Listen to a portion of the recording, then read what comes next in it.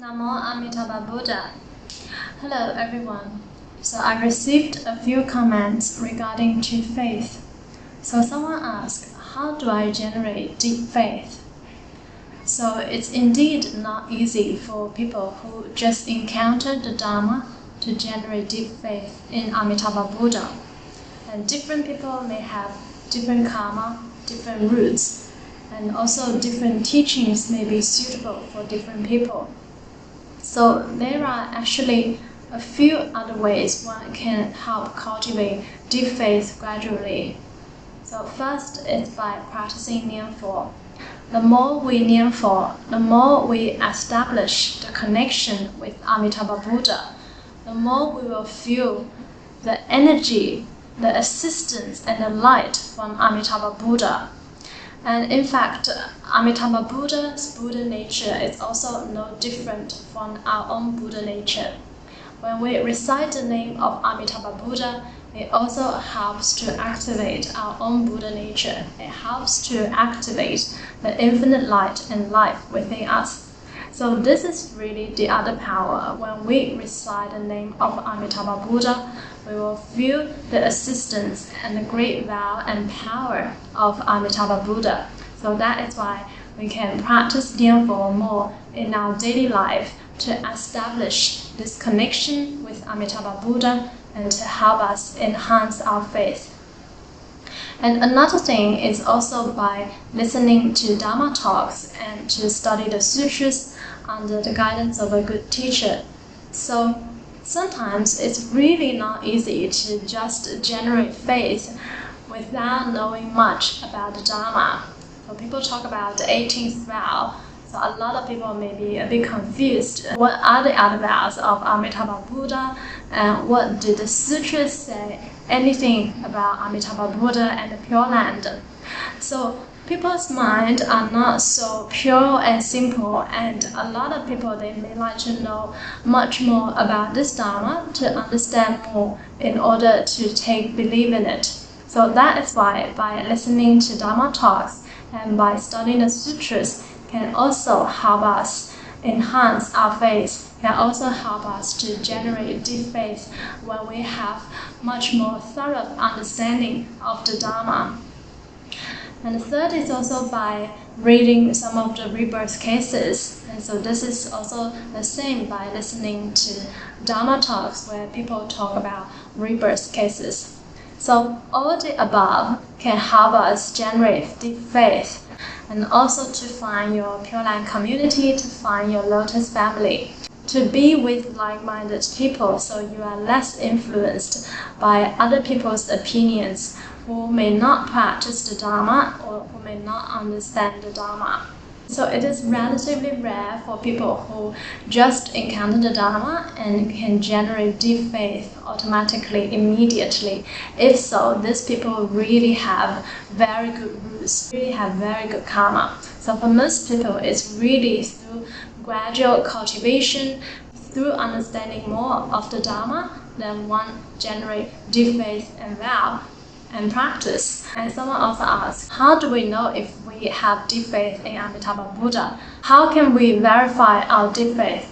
So this is also a good question. Think about if you really believe in someone. What does it mean to have deep faith in someone? It means that you really have no doubt in whatever the other person says, right? You believe whatever words he says. So having deep faith in Amitabha Buddha means that we believe in the vows of Amitabha Buddha. We believe in whatever Amitabha Buddha said and also what Shakyamuni Buddha said.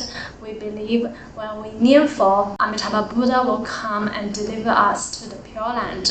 So by having deep faith, it means that you have no doubt, you have not even the slightest doubt. And this can be verified when we encounter maybe difficult situations in our life or even impermanence. Can we think of Amitabha Buddha immediately when we encounter maybe danger or impermanence, difficult, challenging situations? Can we just think of Amitabha Buddha? Can we think of going to the Pure Land? So if this can be our first reaction, the first thoughts that come into our mind, and also the last thoughts, then this really shows that we have deep faith. And also another comment about, but the Buddha told us to doubt everything, including his teaching. So how do we know if this is real, if Amitabha Buddha is only mentioned in a few Mahayana sutras? And how do we know those people who say they saw Amitabha Buddha and they are going to the Pure Land are real? So also a good comment on this one. So indeed, the Buddha encouraged us to think for ourselves. But please know that Amitabha Buddha and the Pure Land are not only mentioned in a few Mahayana sutras. So in Chinese Pure Land Buddhism, we study the 5 Pure Land sutras. It's also for the sake of simplicity. It's not saying that there are only 5 sutras that mention Amitabha Buddha and the Pure Land. There are in fact over 290 Mahayana works that talk about Amitabha Buddha and the Pure Land. So it's not only a few sutras, plenty, lots of Mahayana sutras mention Amitabha Buddha and the Pure Land.